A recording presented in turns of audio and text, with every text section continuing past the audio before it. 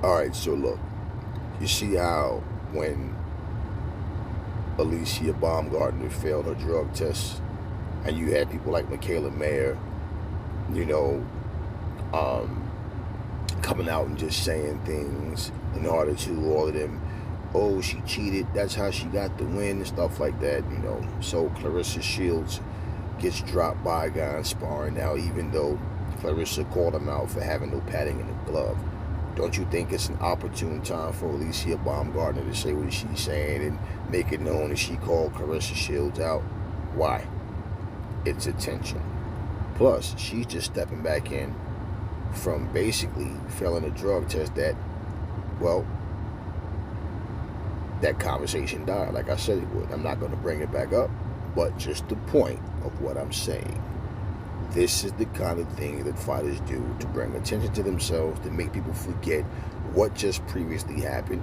And listen, at the end of the day, Alicia Baumgardner versus Clarissa Shields will probably never, ever happen. It makes no sense. Now, if it's going to happen at 147, if that's the weight Clarissa Shields can actually still make, and it happens, so be it, but I doubt it. Like I said before, man, Alicia Baumgardner is just too damn small.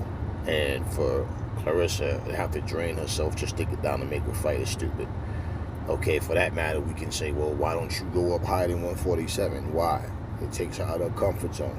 And she'll say, well, I can't make that weight. Well, just because you're saying if you can fight an MMA fighter or call out an MMA fight at 147, then you can fight me at 147. Well, for one, let's be real.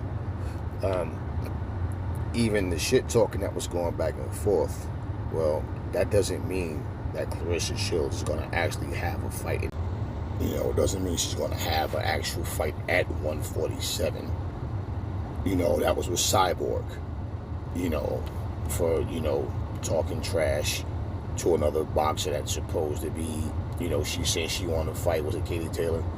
Or whoever it was. But at the end of the day, just saying, y'all, people use these opportunities to just basically get some attention on themselves. And that's all you're seeing right now. Alicia Baumgardner knows damn well that the chances of Clarissa Shields going down to 147 to fight her. Clarissa Shields is fighting in MMA and boxing. Now, Baumgardner's talking about she's going to go into MMA. So, at the end of the day, it's all just talk.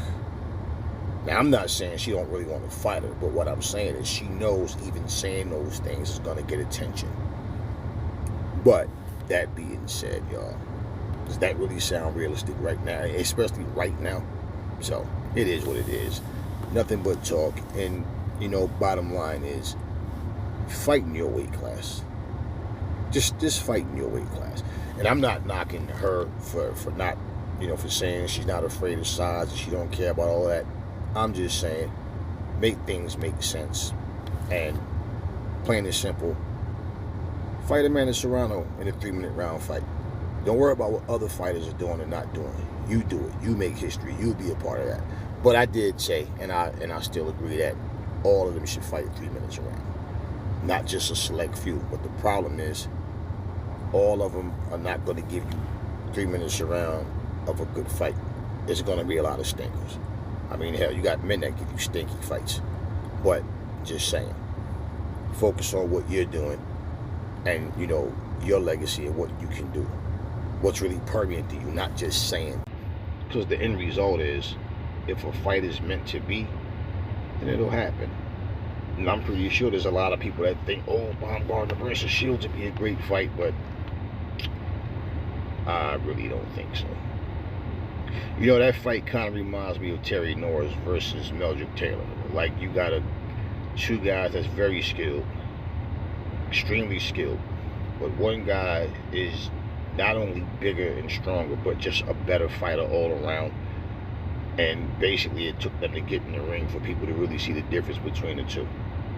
And I believe that's exactly what you see with Shields and Baumgardner. I mean, if you think Baumgardner has a chance to beat her, hey, more power to you. But like I said, things happen in that ring, and you never know what a fighter's going to show up and do come fight night.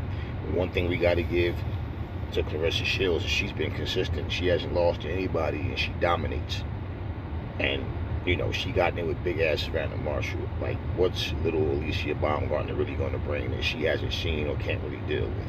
I think that would turn into a massacre. Even if it was competitive for a while, I just think it gets to the point.